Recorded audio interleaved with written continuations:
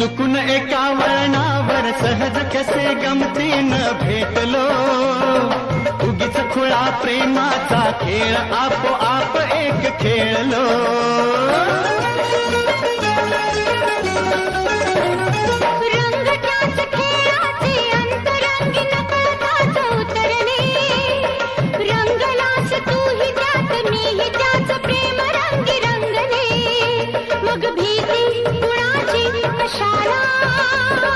भीती कुणाची कशाला, भीती कुणाची कशाला, अगं भीती कुणाची कशाला.